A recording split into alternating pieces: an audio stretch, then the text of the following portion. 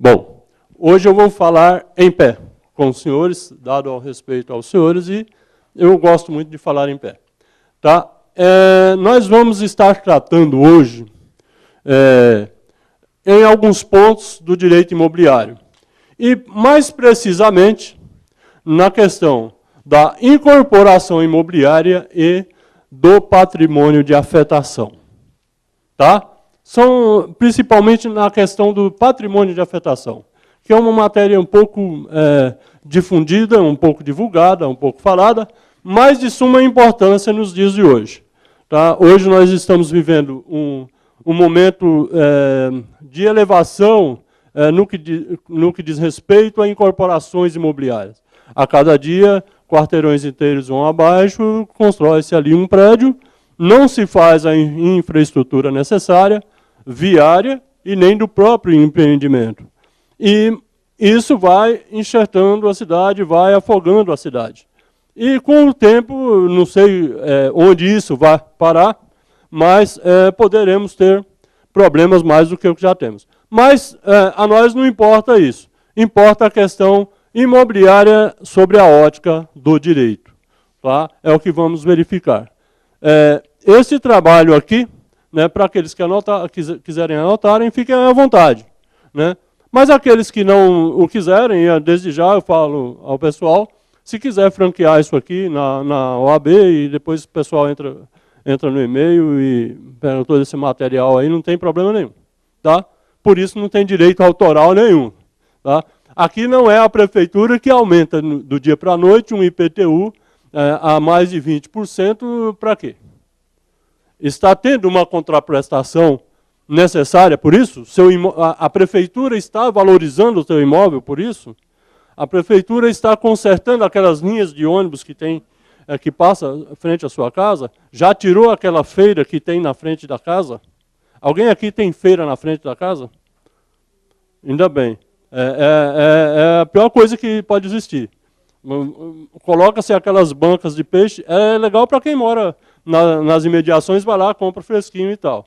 E depois, quem mora ali mesmo, fica o resto do dia com aquele mau cheiro terrível. Então é assim, arrecada-se, mas em contraprestação, nada. Tá? Mas isso não interessa a nós, vamos aqui ao que interessa. Tá? Patrimônio de afetação, incorporação imobiliária. Alguém tem ideia do que é incorporação imobiliária? Incorporação imobiliária? Tá. Então vamos lá. Incorporação imobiliária não é a construção do prédio, que é uma ideia que quase todos têm.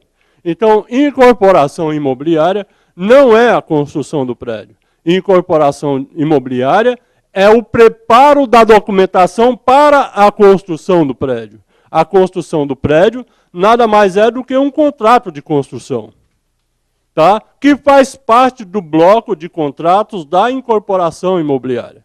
Então, quando se fala em um contrato de incorporação imobiliária, está se falando em um conjunto de contratos, né, que juntos forma-se, então, a incorporação imobiliária. Quais são esses contratos? Contrato de aquisição do terreno ou das casas para demolir, contrato para a demolição das casas, contrato para a construção, preparo da documentação para levar a registro no registro de imóveis antes do início das obras, aprovação dessa documentação antes do início das obras, instituição de condomínio antes do início das obras. Então, nós estamos falando nisso em incorporação imobiliária. Então, incorporação imobiliária não é a construção do prédio, mas sim um conjunto de contratos. Tá bom? Até aí tudo bem? Então, é só o primeiro passo para a gente entender demais itens. Tá? Outra coisa, quando eu falo em incorporação imobiliária, eu estou falando em incorporar uma obra, incorporar um prédio, em construir um prédio para fins condominiais. Ok? Incorporação imobiliária é sempre de imóveis para fins condominiais. Tudo bem? Então, se eu construir um imóvel para a minha empresa, isso não é incorporação imobiliária. É uma construção de um prédio, de um edifício. Então, incorporação imobiliária é a edificação de um prédio para fins de alienação de partes individuais daquele imóvel, né? De partes condominiais. Então eu estou construindo um imóvel para vender para diversas pessoas as referidas frações ideais. Então, incorporação imobiliária, quando eu falo em incorporação imobiliária, eu estou falando em incorporação imobiliária de imóvel para fins condominiais. Tá? Esta incorporação imobiliária de imóvel para fins condominiais, eu tenho que preparar toda essa documentação desde antes de alienar as próprias unidades. Eu só posso entregar, por exemplo, o prédio construído depois que eu tiver todas as documentações já prontas. Tem aquela documentação que antecede a construção, a documentação necessária para o período de construção e a documentação final que autoriza a mudança, né? Todos aqui já ouviu falar de alvará de construção. O que é um alvará de construção? É uma autorização para a construção. Alvará nada mais é do que uma autorização. Então eu estou autorizando o doutor a construir. Tá. Eu, prefeitura, vou autorizar essa construção depois que ele me trouxer todas as documentações, né? Cuidado, a documentação para incorporação imobiliária, ela tem prazo, né? Então, as documentações têm alguns certidões, têm prazo de 30 dias, outras de 2, 3 meses, outros documentos necessários, prévios, tem prazo de validade um tanto curto. Por isso que eu tenho que preparar tudo para quando eu der a entrada nessa documentação. Por quê? Porque pelo contrato de incorporação imobiliária, eu também tenho prazo para iniciar as obras. Senão essa documentação fica inválida e eu vou ter que refazer isso tudo de novo. Tá? Quando eu levar toda esta documentação no registro de imóveis, eu tenho um prazo para iniciar as obras. Beleza? Até aí tudo bem? Então vamos construir um prédio. Tá? Eu não estou muito me preocupando com isso aqui, mas vamos lá. Então,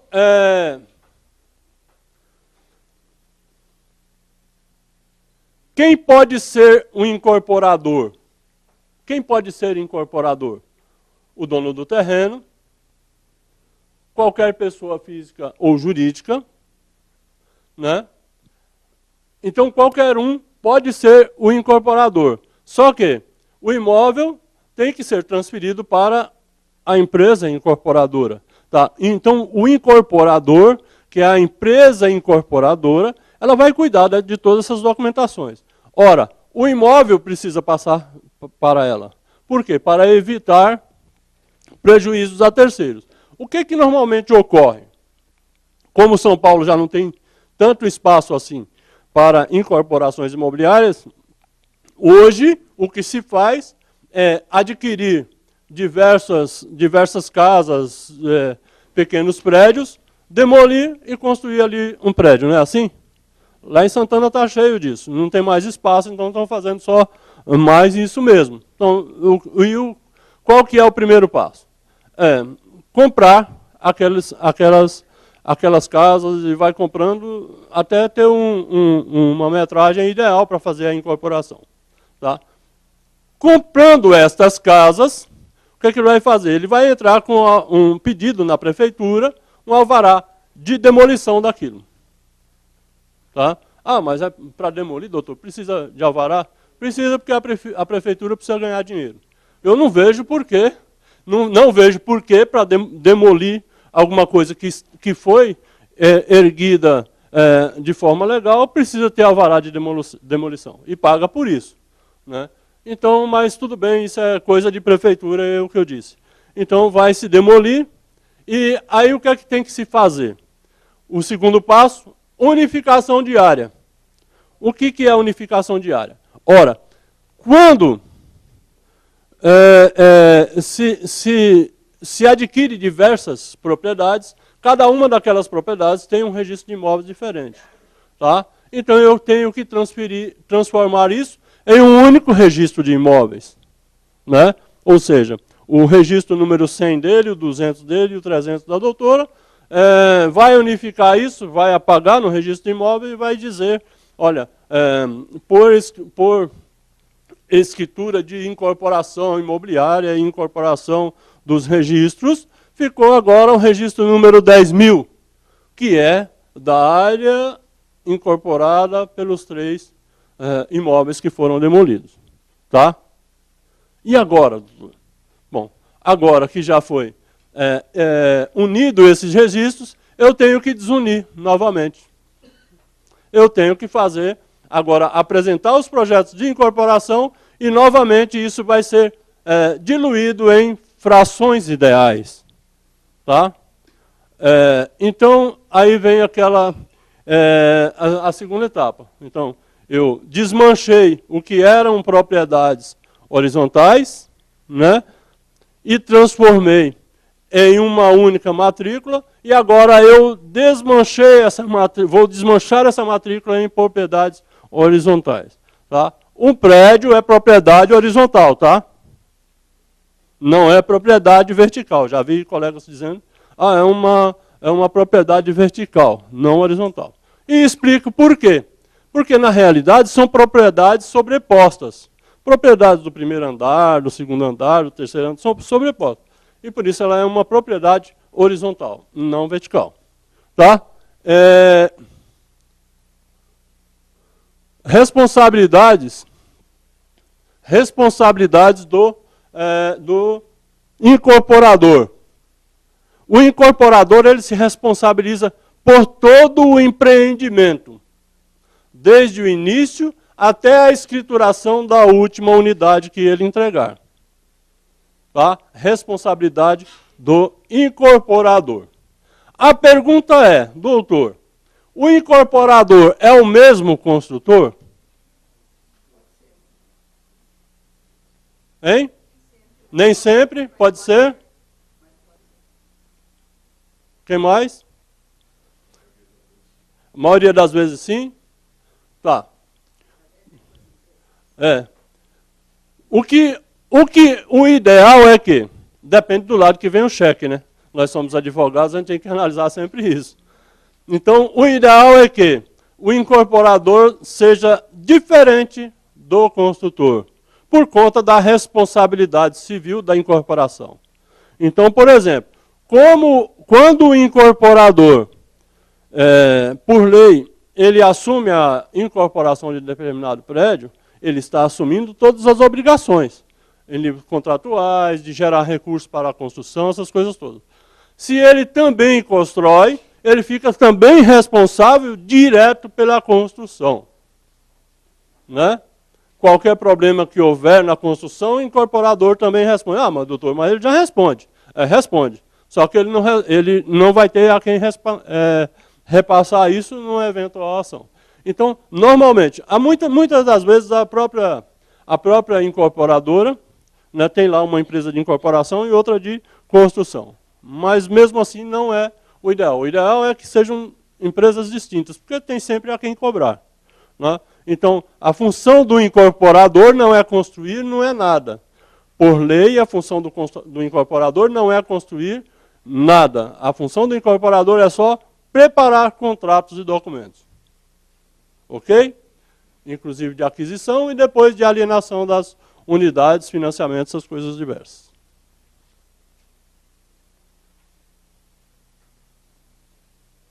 Tá? Por exemplo, lá em Portugal, o empreiteiro responde direto. Né? Responde direto. Então, o empreiteiro responde direto. Na Itália, por exemplo, o adquirente de uma unidade condominial, né, de uma unidade daquela, ele vai responder até que seja liquidada a última, né? E tem outras coisas interessantes. Por exemplo, na França, até 1938, não existia escrituração de apartamento, né? O doutor não tinha a escritura do apartamento com a matrícula no nome dele. Então o doutor ele era proprietário de uma fração ideal de todo o empreendimento. Entendeu? Então a responsabilidade, ele era proprietário de uma fração ideal de todo o empreendimento, e não proprietário do apartamento igual no Brasil. No Brasil, faz-se a matrícula e ele é o proprietário. Então até bem pouco tempo, só 38, era assim ainda. Tá? Também o incorporador pode ser o proprietário do terreno. Eu tenho um terreno lá no meu sítio e agora eu vou construir lá um prédio. Eu posso ser o incorporador. Também não é o ideal, por quê? Porque eu, como proprietário do terreno, eu fico vinculado à responsabilidade da incorporação. Tá? Também não é o ideal, mas pode, não está proibido. A incorporação. Sempre há que haver um incorporador de um imóvel para fins condominiais. Tem que sempre ter um. Ou o proprietário, ou o corretor, ou eu, ou qualquer um dos senhores, exercerá a função de incorporador, mas sempre há que haver um como incorporador. Ah, doutor, mas isso é uma coisa passageira, tá? E a incorporação, ela vai terminar com a entrega total das unidades. Inclusive, o aperfeiçoamento da documentação. Tá? Eu estou dando uma passada aqui que nós vamos ver mais a fundo patrimônio de incorporação, que é o que mais interessa para a gente. Tá? Então, como eu disse, a incorporação ela nasce com o projeto. Tá? No projeto de incorporação, eu já tenho que apresentar isso a registro de imóveis, inclusive projeto da convenção de condomínio. Né? Projeto da convenção de condomínio. Eu tenho que apresentar os projetos de verificação de AVCPs, por exemplo, corpo de bombeiro. Tudo isso. Eu tenho que apresentar todo esse projeto, levar a registro no registro de imóveis, aí eu tenho prazo para iniciar essas obras. Agora, o que é interessante dizer é que... quer ver? Isso aqui.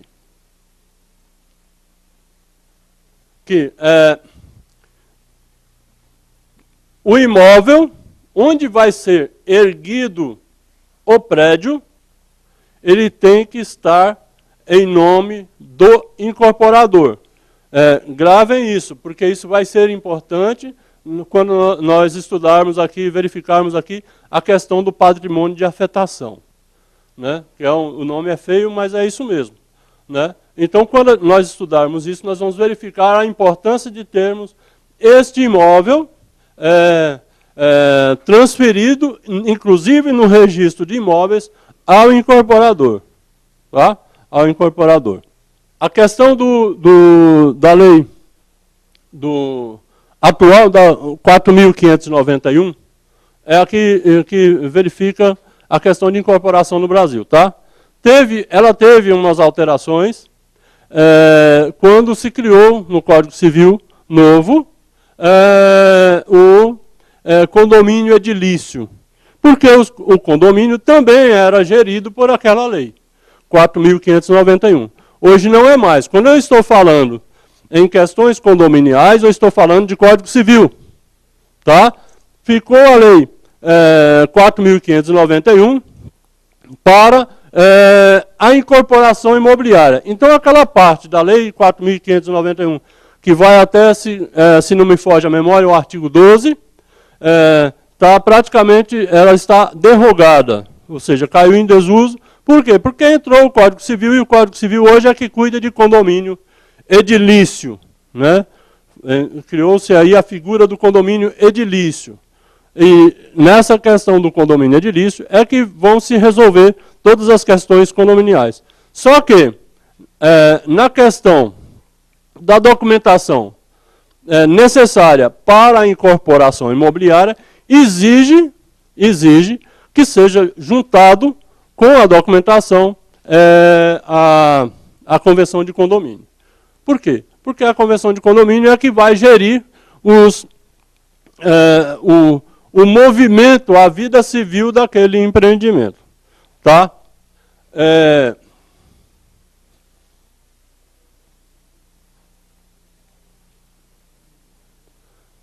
Então, as unidades condominiais só podem ser vendidas após estar toda a documentação arquivada no cartório de registro de imóveis e aprovado e autorizado a venda. Tá? Acontece um negócio muito interessante. Toda hora estão surgindo prédios aqui na cidade. E aí colocam-se lá um stand. Não pode vender. Enquanto não estiver autorizado pelo poder público a venda, se vender é crime. Não pode. E o que é que eles fazem então? Vamos tomar só o nome, os endereços, o telefone, e aí quando houver o dia do lançamento, vocês vão lá, e aí sim a gente efetiva a venda. Isso pode. Agora, não pode vender antes. Por que não pode vender antes? Porque a própria lei exige a escrituração. Tá? E, obrigatoriamente, tem que estar lá o nome da consultora, o engenheiro responsável, tem que estar tudo no local da venda. Outra coisa, para quem vai adquirir imóvel, ninguém pede a documentação da empresa incorporadora. Né? E se algum pede, eles trazem lá um calhamaço assim e mandam você examinar lá na mesa do corretor. Não vai ter condições de fazer isso. Tá? Mas é sempre bom ter conhecimento, nós como advogados, de alguns tópicos, pelo menos.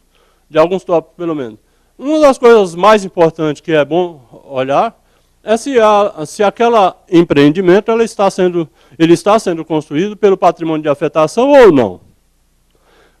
A construção pelo patrimônio de afetação não é obrigatória.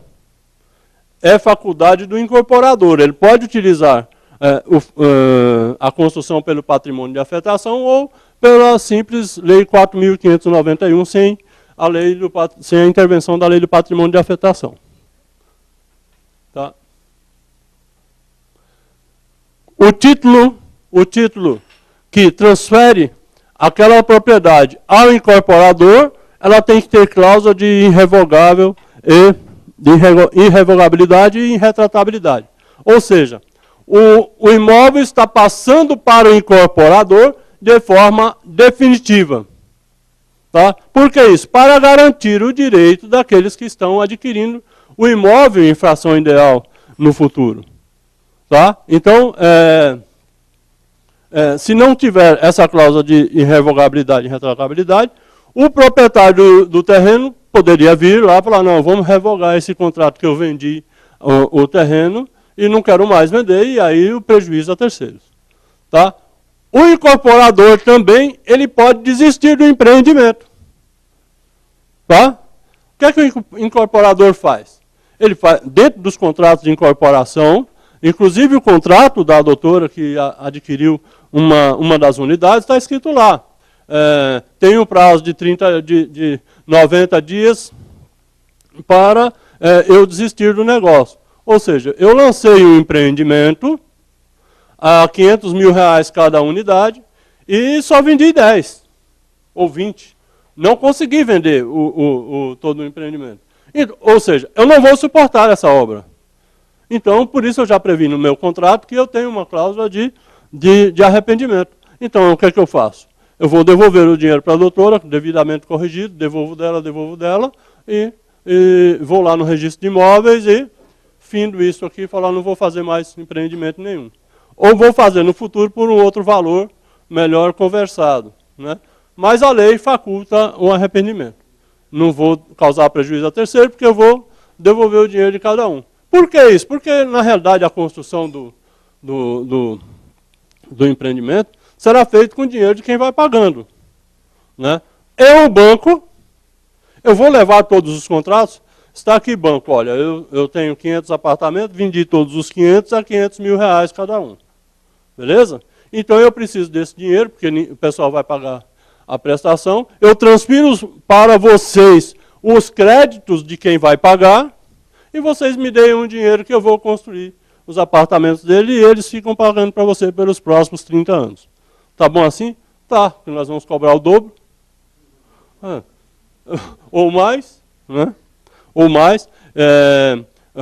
Os contratos, abrindo um parênteses, por exemplo, contrato elaborado pelo Sistema Financeiro de Habitação. Alguém aqui conhece alguém que já quitou o seu apartamento, a sua casa, pelo Sistema Financeiro de Habitação? Você conhece um? Conseguiu? Mas você antecipou. É um caso único. Né? Caso único. Eu costumo dizer que se o faraó tivesse construído as pirâmides do Egito pelo Sistema Financeiro de Habitação, nós estaríamos pagando até hoje. Ele não havia liquidado aquilo até hoje. Porque não acaba nunca. Você termina... Aí inventaram aquele negócio, FCSI lá, de variação, de garantias do próprio investimento.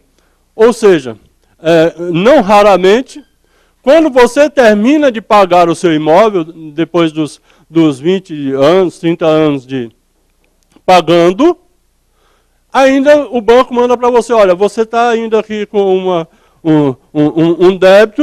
um débito residual aqui que hoje está na casa de 90 mil reais, que é mais que os 40 que você comprou o imóvel lá.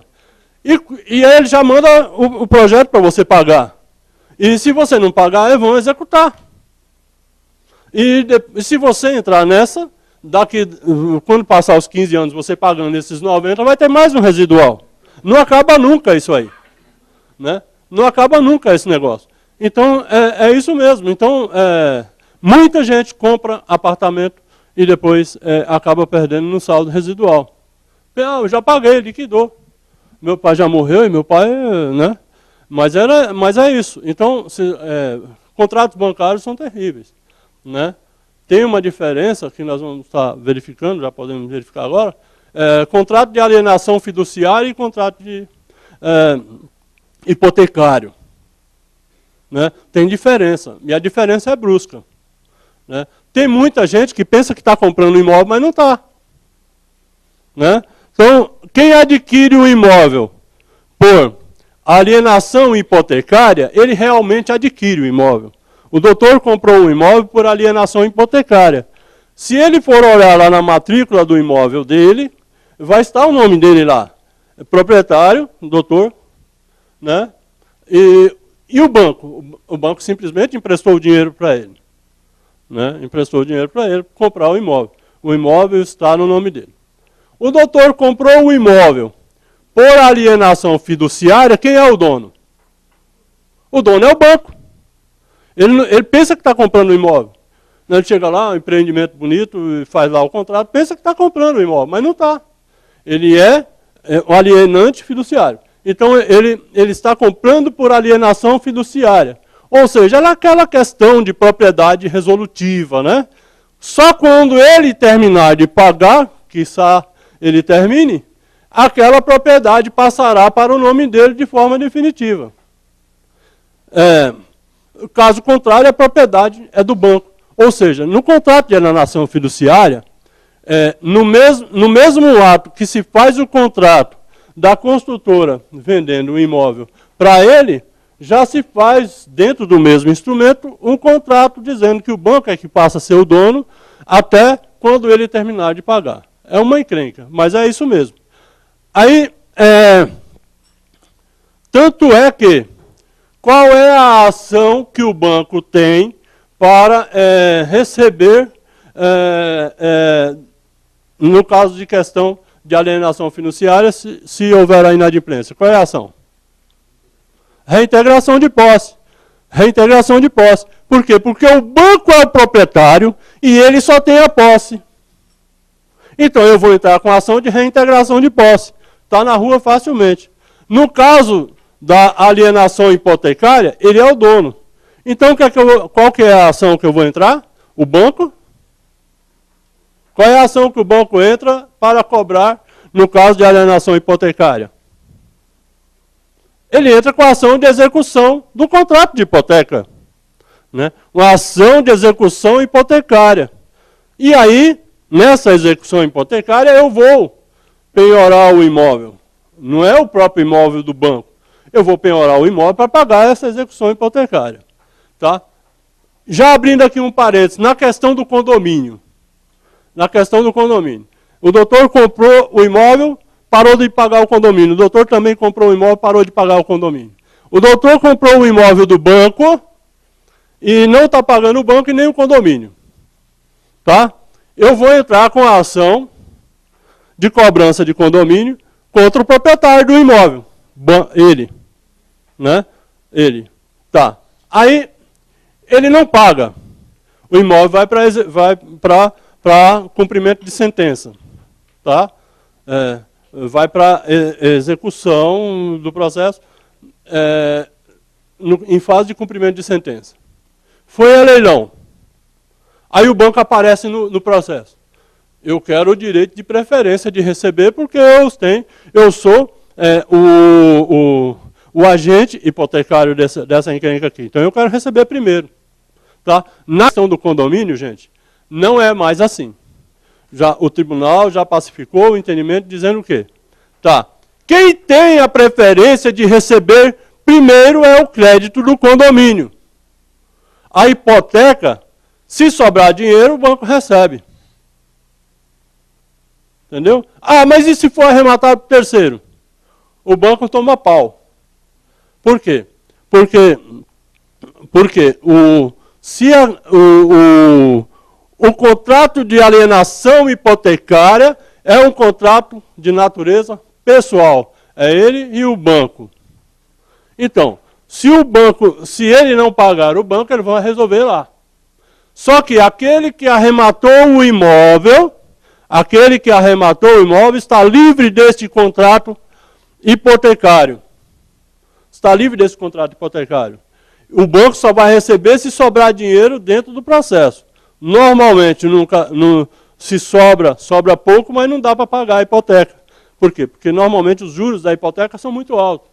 Então não dá para pagar. Então o banco só vai receber se sobrar dinheiro lá. Se não sobrar dinheiro, essa hipoteca foi para o espaço. Essa hipoteca do banco foi para o espaço. Tá? No caso aqui, também.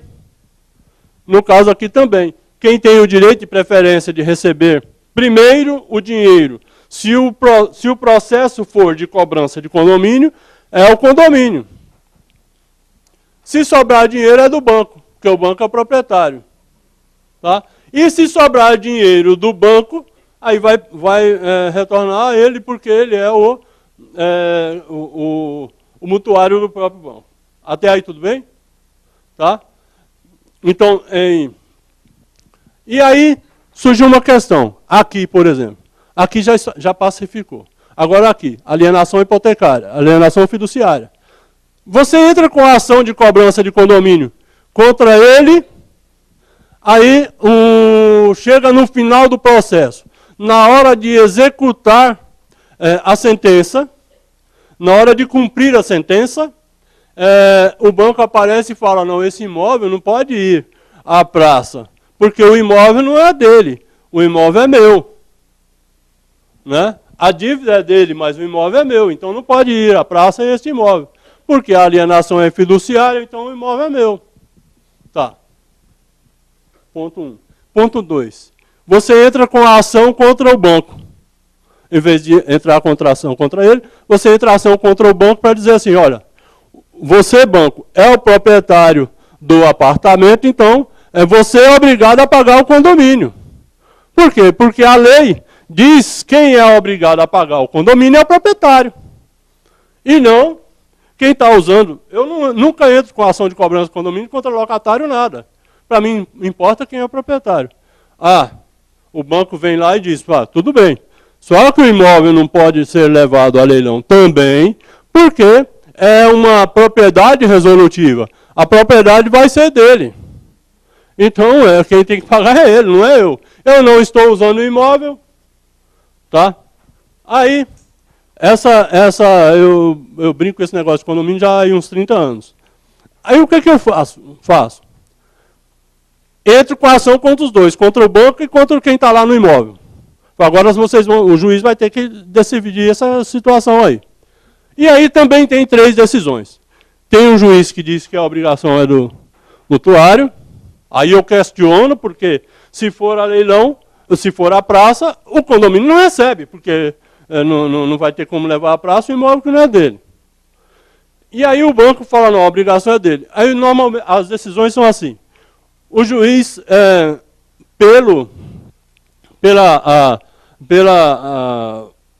a lei do condomínio edilício, né, Código Civil, diz assim, é responsabilidade de quem pode ser do proprietário ou de quem usa o imóvel. Tá? Mas não, como não há essa decisão, eu entro com ação contra os dois. E já tenho tido diversos tipos de decisão. Uma decisão diz que é ele, outra decisão diz que é o banco, e outra decisão diz que é dos dois, de ambos. É sua responsabilidade solidária. E eu tive uma mais legal que diz assim, que a responsabilidade é do banco. O banco tem o dinheiro, é mais fácil de pagar. Isso está lá no tribunal, não sei como vai decidir isso lá em Brasília, mas está aí. Então é só um parâmetro aqui.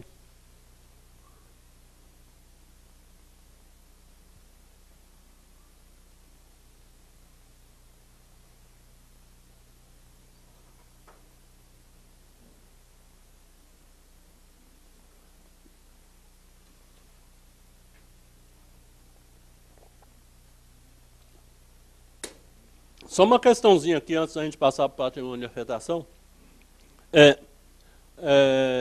Fração ideal. Fração ideal. Então, fração ideal, ela é composta do apartamento, vagas de garagem e outras questões, áreas comuns do prédio.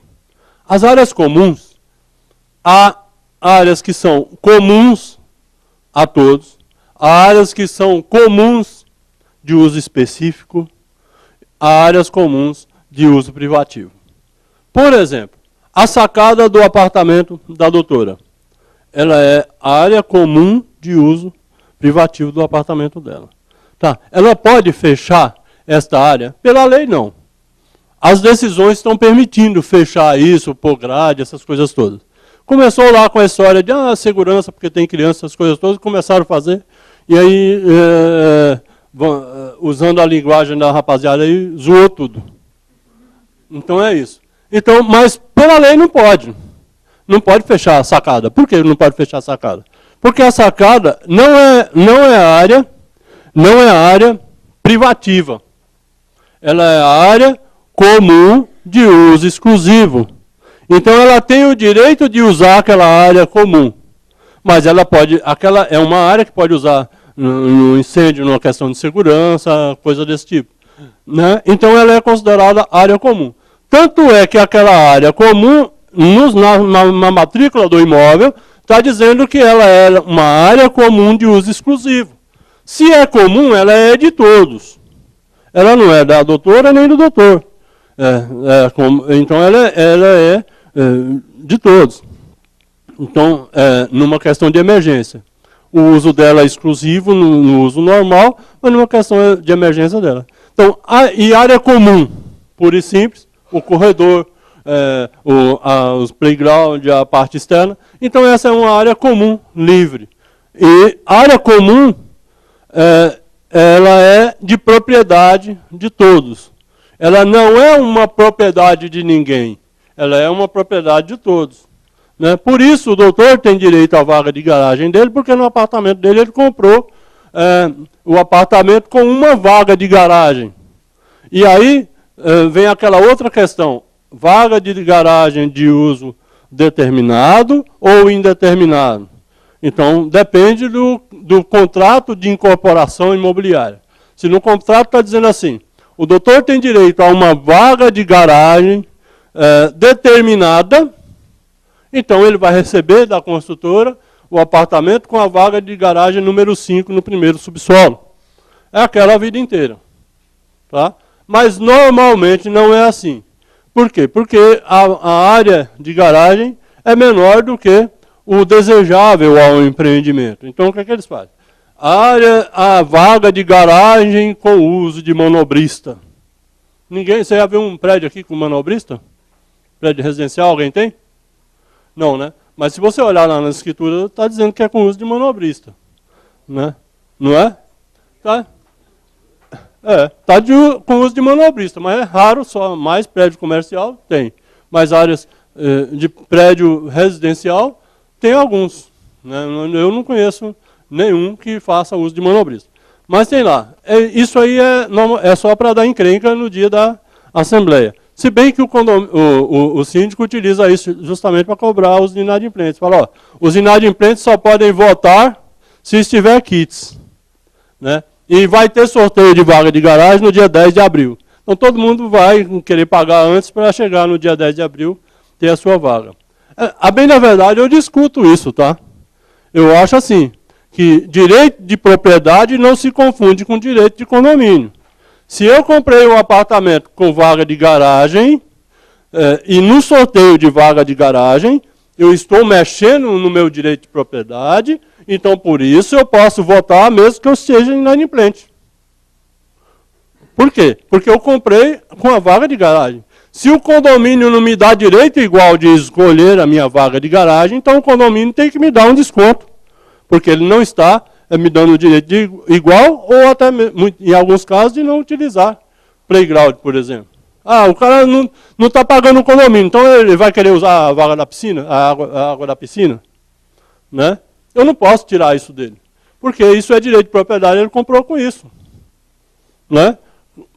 Cobre, o condomínio tem o direito de cobrar, mas não de tirar dele os benefícios.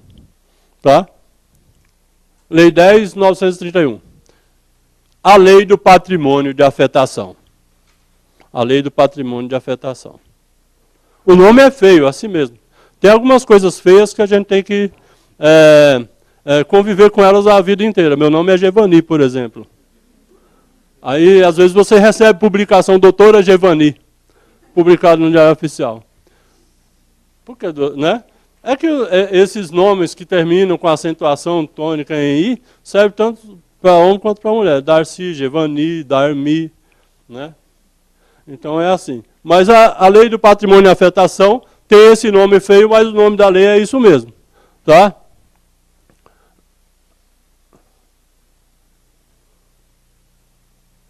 Tá. Afetar, como eu já disse lá, juntar as ideias para um fim comum. Afetar um patrimônio é juntar diversos patrimônios em um único patrimônio. Tá? Então, eu vou construir agora o imóvel para fins condominiais pela lei do patrimônio de afetação. Algumas incorporadoras não gostam disso. Não gostam disso. Tá. A lei do patrimônio de afetação veio depois daquela encrenca lá da Encol. Lembra-se da Encol? Né? Uma empresa lá de Goiânia, que quebrou no Brasil inteiro e causou prejuízo a milhares de pessoas. Por que causou prejuízo a milhares de pessoas? Por quê? Porque todos os empreendimentos que eles tinham não eram pelo patrimônio de afetação. Não existia. Era simplesmente pela lei de incorporação imobiliária. Ou seja, todos os empreendimentos escriturados no nome da Encol estavam sujeitos à quebra da empresa, sujeitos à falência da Encol. E como isso ocorreu, todos os bens e empreendimentos foram arrecadados à massa falida. E aí o pobre do adquirente de unidade condominial ficou sujeito, então, àquela massa falida que não se resolveu até hoje. Alguns prédios já andaram terminando por conta de decisões judiciais e outras coisas mais. Mas é isso. Então, criou-se, então, a lei do patrimônio de afetação. O que é a lei do patrimônio de afetação? A lei do patrimônio de afetação, ela separa os bens do incorporador dos bens do próprio investimento, da própria incorporação. Ou seja, o doutor autoempresário, ele tem 10 empreendimentos em 10 pontos da cidade de São Paulo, e tudo em nome da empresa dele, sem o patrimônio de afetação. Se ele quebrar, quebra todos os empreendimentos juntos. Agora, pela lei do patrimônio de afetação, que não é tão novinha assim,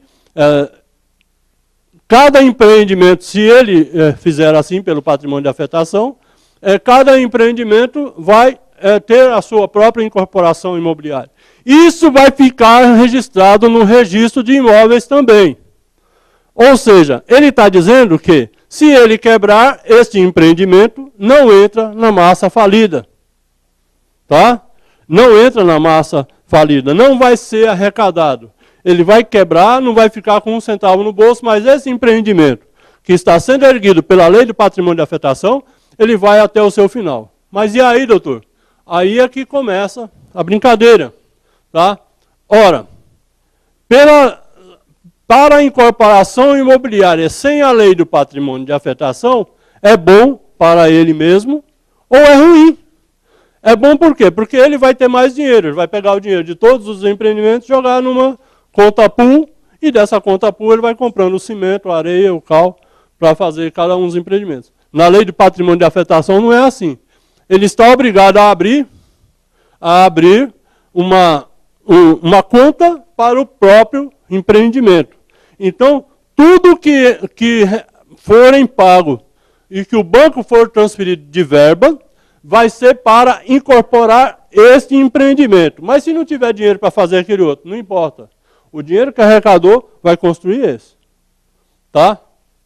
Aí, vamos supor que quebrou o incorporador. Não tem mais condições de construir esse prédio. Tá? Eu tive alguns casos desses aqui em Santana e terminamos as obras.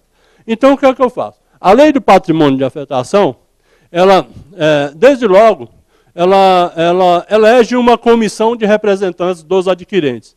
Esta lei, ela tem por finalidade proteger aqueles que adquiriram imóveis, né, em construção para fins de incorporação imobiliária. Tá? Então, é assim. A comissão de representantes vai reunir e vai dizer assim, olha, vamos tocar o empreendimento. Tá? Vamos. Ou não. Né? A comissão vai resolver. Se a comissão resolver que vai dar continuidade ao empreendimento, então, cria-se uma associação de representantes, destitui a incorporadora, assume o empreendimento e todos os recursos que eram antes pagos na incorporadora, inclusive o financiamento que era pago na incorporadora, vai ser pago para a comissão de representantes. Né? E a comissão de representantes, através de vai fazer uma personalidade jurídica, vai registrar no cartório de pessoa jurídica e vai resolver isso. E eles vão ter condição, não só de receber de todo mundo que estavam pagando, como também de pagar todos aqueles credores. E essa obrigação, eles assumem, na realidade, uma posição de incorporador. E isso vai até a entrega da última unidade. Eles têm, inclusive, capacidade jurídica de entregar a unidade a quem comprou. Né? Então, vai minimizar o prejuízo. Como isso é feito? Vamos supor, já quebrou, vamos fazer agora um levantamento de quanto falta ainda para terminar o empreendimento. Aí fizemos um levantamento, falta ainda 3 milhões para terminar o empreendimento. Ah, 3 milhões? Tá. 3 milhões. Quantas unidades são? São 200 unidades. Vamos dividir 3 milhões por 200 e cada um vai ter que pagar um X aquele X correspondente à sua unidade para a gente terminar esse empreendimento.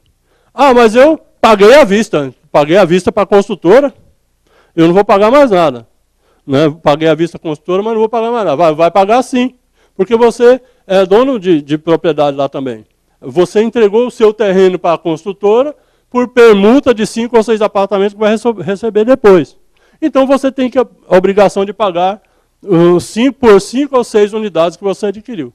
Então, Por que isso? Porque o imóvel passou para a construtora por patrimônio de afetação e com aquela cláusula de irrevogabilidade, não revoga mais, mas eu sou o dono do terreno, eu vou querer o terreno de volta. Eu falei, não vai querer nada. Porque você passou para a construtora, é irrevogável. Não, mas a construtora ainda está me devendo, não me entregou os apartamentos. Ou está me devendo parte do dinheiro. Não interessa. Você vai resolver aqui com a construtora. Aqui é a associação que não tem nada a ver com a construtora. Então a associação é que vai terminar o seu empreendimento, você tem a obrigação de pagar isso aqui. Até aí tudo bem? Tá dando para pegar? Tá. Então, a afetação imobiliária ela pode ser, vamos supor que tem um empreendimento de 10 torres. Eu posso fazer uma torre só pelo patrimônio de afetação, as demais não. A construtora pode fazer isso, a incorporadora pode fazer isso, ou tudo. Eu posso fazer uma incorporação imobiliária de casas, vou construir 200 casas, metade por patrimônio de afetação e metade não, eu posso fazer isso. Né? Então tem todas essas possibilidades. Tá? Eu posso já ter iniciado a minha incorporação imobiliária, já estou lá na 10ª laje, aí eu pensei bem e falei, não, eu vou transformar isso aqui em patrimônio de afetação. Aí eu posso fazer toda uma assembleia com os adquirentes e vou lá e registro isso no registro de imóveis e passa a ser então ali patrimônio de afetação. Né? Passa a ser patrimônio de afetação ali. Depois que eu terminei o empreendimento, não posso mais. Né? Então eu posso fazer a qualquer tempo antes de eu finalizar o empreendimento. A finalização do empreendimento se dá não com o término da construção do prédio, mas sim com a entrega das unidades, com toda a documentação acertada. Tudo bem?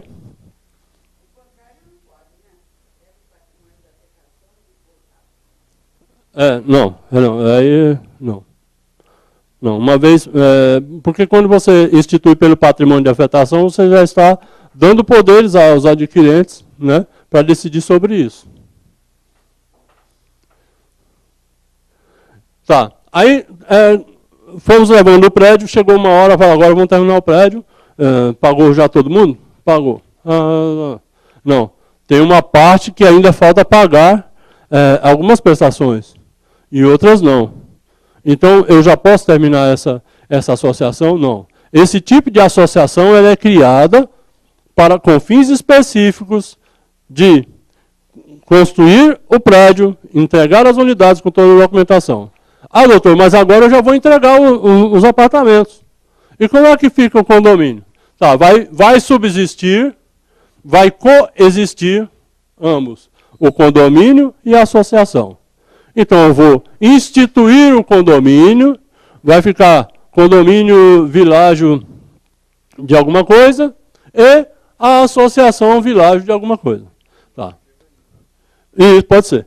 A associação termina de receber os créditos, porque tem que pagar o banco, que é o financiamento, e o condomínio vai receber o dinheiro para a limpeza do condomínio, para a contratação de funcionários, agora onde o pessoal está morando.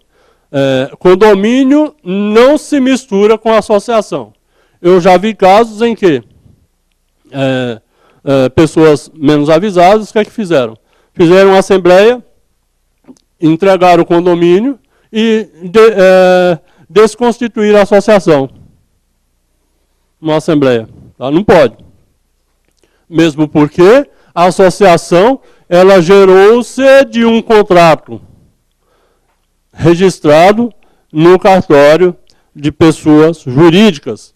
Para ela extinguir, eu vou ter que fazer um levantamento, ver se eu tenho ainda coisas a receber, ver se o condomínio ainda tem coisas a pagar, inclusive financiamento bancário, e só a partir de então faço esse relatório técnico, e por conta desse relatório técnico eu vou lá no cartório e extingo a associação. Tá? Mas enquanto isso não acontece, o condomínio coexiste porque ele tem a sua vida normal.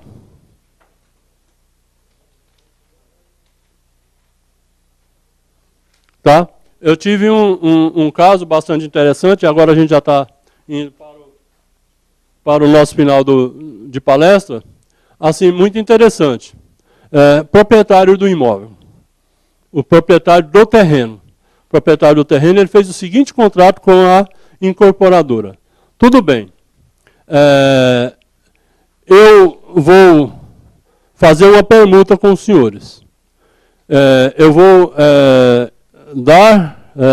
permutar o meu imóvel de 3.000 metros quadrados e vou receber em troca 6 unidades condominiais. Tudo bem? Fez essa permuta com a incorporadora. E o imóvel, o empreendimento, será pelo patrimônio de afetação. O vendedor precisa assinar esse documento, porque no registro de imóveis vai constar que ele, vendedor, está sabendo que vai ser erguido o imóvel pelo patrimônio de afetação. E aí, a empresa quebrou. E aí eu entrei fiz a associação para terminar o prédio. E aí ele falou, não vou pagar nada. Eu recebi quitado. Né? Recebi quitado. Eu entreguei todo o terreno que está sendo construído o prédio e eu vou receber minhas unidades. Falei, tá bom. Só que com quem você fez o contrato quebrou e agora você vai ter que pagar a associação para terminar o empreendimento. Ele falou, mas mesmo assim eu não vou pagar, porque eu tenho que receber minhas unidades quitadas. Eu falei, só que a associação não trabalha para o senhor, então o senhor vai ter que pagar para os trabalhos da associação. Eu falei, mas é um absurdo, porque eu recebi quitado e agora eu vou pagar de cada um das minhas unidades 80 mil reais. Eu falei, vai, porque é o que a associação cotizou, fez a divisão e vai caber para o senhor, vai caber 80 mil por cada fração ideal, e o senhor tem 6 vezes 8, 480 mil, o senhor vai pagar. Aí não pagou, isso foi para o tribunal, e saiu a decisão do tribunal mandando pagar. Por quê? Porque a associação é totalmente diferente disso aqui. Aí ele falou assim, mas aí eu tomei um prejuízo. Né? Ele tentou dizer que não queria mais vender o imóvel, não. Cláusula de inalienabilidade e irrevogabilidade. Acabou. É da associação e a associação é que vai dar continuidade a isso. Aí ele veio com a seguinte história. Mas e aí? Eu fiz o contrato e no contrato que eu fiz de permuta me dava como garantia 5 unidades condominiais a serem construídas. Mas, tá bom. Só que o contrato que o senhor fez não vale o papel que imprimiu. Por que isso? Porque o senhor tinha que ter tomado em garantia propriedades de outro empreendimento e não do próprio empreendimento a ser construído. Porque o empreendimento a ser construído não pertence ao senhor. Como é que a construtora vai dar em garantia coisa que não pertence a eles? Por quê? Porque aquilo foi feito pelo patrimônio de afetação e passa a pertencer a cada um dos adquirentes. Né? E está lá brigando lá com a construtora, vai receber do padre, né? Porque a construtora quebrou, então o eventual crédito que ele tinha com a construtora, aquela sim vai lá para a massa falida, ele vai se virar para lá. Mas aqui na questão da associação, ele teve que pagar todas as unidades para receber. Tá? Ele quem? Se não tiver, vai... boa pergunta. Boa pergunta. Então, a lei do patrimônio de afetação diz assim, não especificamente para o proprietário, mas todos aqueles que adquiriram fração ideal no empreendimento, ora, quebrando a incorporadora, assume a associação. E a associação tem poderes de cobrar de cada um dos mutuários o valor correspondente não só ao financiamento, mas também do aporte financeiro para o término da obra. E se não fizer? Se não fizer, a associação entra com a ação de cobrança de qualquer débito de cada uma das unidades. Tá? E também do proprietário do terreno, que recebeu por permuta, se ele não pagar, a ação de cobrança daquele aporte financeiro que ele teria que pagar, e se ele não pagar, a unidade dele vai ser levado à praça para pagar o débito. Ora, lembra, tem algumas leis que o diabo faz no inferno e traz aqui para nós, mundanos, para trabalhar em cima dela. Lembra do decreto 7066? Decreto 7066, criado lá na época da Revolução, que diz assim: o banco pode, nos contratos de alienação de imóveis, feito com base no decreto 7066, o que o banco faz? O banco notifica quem comprou. E se quem comprou não pagar naqueles 15 dias, ele vai executar, fazer aquela execução extrajudicial. Né? Execução extrajudicial. Ou seja, não precisa de juiz, não precisa de nada. O próprio banco faz aquela execução e retoma o imóvel. Né? E vai entrar com a ação só de reintegração de posse, ou de emissão de posse, sei lá, para pegar o imóvel de volta. Então, é uma coisa que fere, no meu, eu já tomei pau lá em Brasília, mas é assim, fere a Constituição Federal. Porque tira do cidadão o direito de buscar seus direitos na justiça. Não é? Mas o tribunal já confirmou isso e falou que disse que o decreto 7066 ele é constitucional. Constitucional. Então, isso foi criado lá na época ainda do militarismo, né, uma forma de garantia pública, mas foi criado lá e ele é constitucional e vale até hoje. O que é que tem a ver isso com o patrimônio de afetação? É que, nas questões do patrimônio de afetação, se não pagar, a associação poderá fazer, inclusive, uso das formas do decreto 7066 para retomar o imóvel em leilão ou praça. Lá a lei fala leilão, nós somos advogados, sabe que aquilo é praça. Extrajudicial. Até extrajudicial. Né? Eu costumo sempre, até por garantia de dar ampla defesa, contraditória, essas coisas, eu costumo sempre fazer, requerer isso em juízo. Tá? Mas a lei permite o leilão extrajudicial. Respondi? Então tá. Viu, é que não vai ficar registrado, seria ao microfone, então se pudesse... A senhora deve fazer a pergunta aqui, porque senão vai ficar perdida a sua pergunta no vídeo, tá? Tá, segura só um pouquinho aqui que eu já finalizo. Então é assim, o que eu tinha de dizer para vocês sobre direito imobiliário nessas matérias específicas é isso. E a advocacia é isso mesmo, a advocacia é um estudo eterno. Diz lá o poeta que quando sentir no peito o coração que vai falhar, deixa-se a folha dobrada sobre a mesa enquanto se vai morrer. Não é isso? O estudante, o advogado é um eterno estudante. Então, deixa sempre a folha sobre a mesa dobrada enquanto vai para casa, no dia seguinte volta, reestuda e aprende sempre mais.